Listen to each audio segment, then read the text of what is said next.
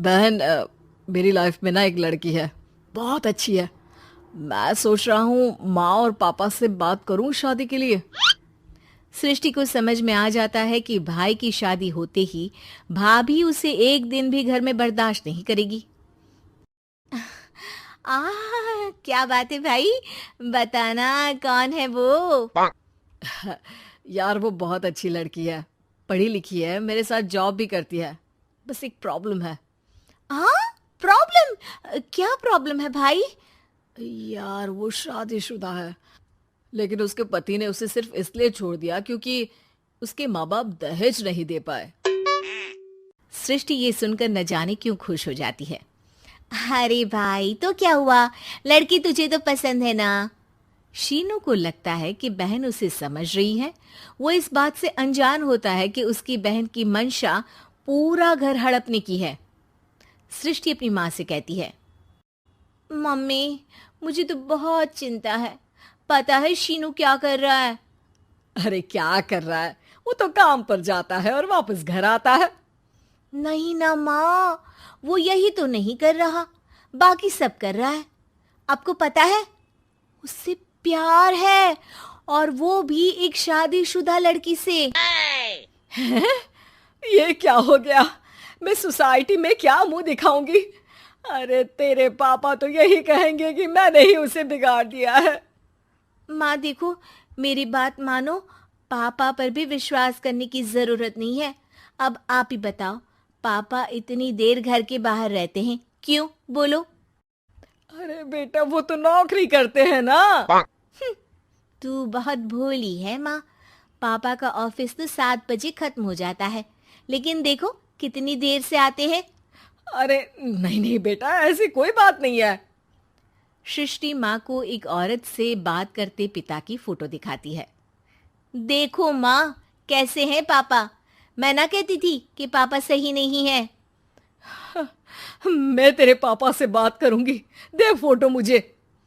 ओ ओ माँ, वो तो डिलीट हो गई। लेकिन चल, तूने तो देख लिया ना। पापा से बाद में बात कर लेना, और हाँ, मेरा नाम बिल्कुल मत लेना, हाँ माँ। अब क्या था, सृष्टि के माँ और पिता के बीच झगड़ा होना शुरू हो जाता है। सृष्टि के मन में क्या चल रहा था कोई नहीं जानता था। एक दिन, माँ, सृष्टि के लिए एक लड़का देखा है, वो लोग शाम को उसे देखने आने वाले हैं। और हाँ माँ, एक खुशखबरी, मैं और पापा मिलकर एक नया बिजनेस ट्राई कर रहे हैं। शाम को लड़का आता है, सांवले रंग का।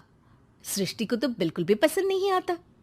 लड़की की माँ कहती है, लड़की का चेहरा तो कोई खास नहीं, लेकिन अगर मेरे बेटे को आप लोग सेटल कर दें तो मैं उसकी शादी आपकी बेटी से करवा दूं। सृष्टि को लड़का बिल्कुल पसंद नहीं था। उसे भाई पर गुस्सा आ जाता है। लड़के वालों के जाने के बाद कहती है, माँ देखा, शीनू मेरे लिए कैसा लड़का लेकर आया, न दिखाने लायक न सुनने लायक, सेटल भी नहीं, वो भी हम करे। अरे माँ, मैं जानती हूँ ये मेरी शादी किसी भी घर में क्यों करवाना चाहता है। अरे कैसी बात कर रही है बहन, तूने तो देखा ना, लड़के को मैंने ही मना कर दिया तुझसे शादी के लिए। जिसने लड़का बताया था उसने उसकी बहुत तारीफ की थी। बात आई गई हो जाती है, लेकिन सृष्टि का मन शांत नहीं होता। क्या करूं, कुछ समझ में नहीं आ रहा। मेरी शादी हो गई तो ये लोग पूरी प्रॉपर्टी शीनू के नाम कर देंगे, मेरे हाथ तो कुछ लगेगा ही नहीं। तभी सृष्टि को आइडिया आता है। वो किसी वकील को फोन करती है। जी देखिए, अगर आपके मम्मी पापा का तलाक हो जाता है तो आपके पिता की आधी प्रॉपर्टी आपकी माँ के नाम हो जाएगी, फिर उसे वो किसी को भी दे सकती है। सृष्टि अब माँ को बेटे के खिलाफ भरती है।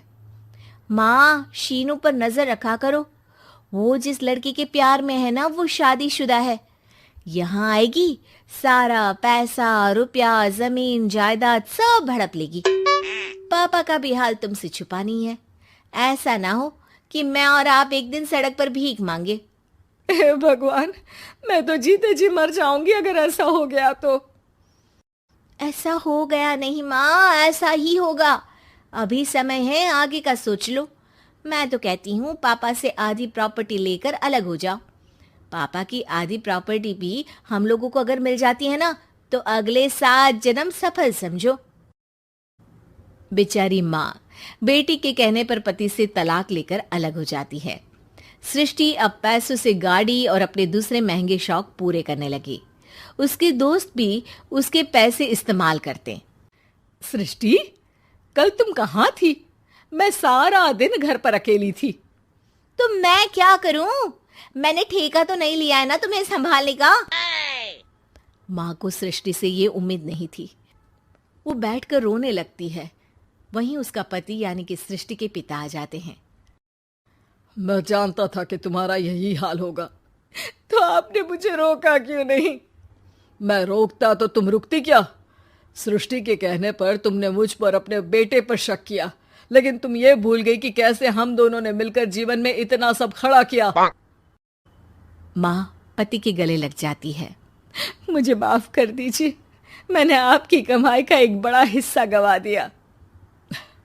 कोई बात नहीं, तुम साथ हो तो मैं ऐसी 7 प्रॉपर्टी खड़ी कर दूंगा। तभी वहां सृष्टि आ जाती है रोते हुए। माँ, मयंक ने मुझे छोड़ दिया। वो बोल रहा था जब तक मेरे पास पैसे थे तब तक ही वो मेरे साथ था। पापा, माँ, मुझे माफ कर दीजिए।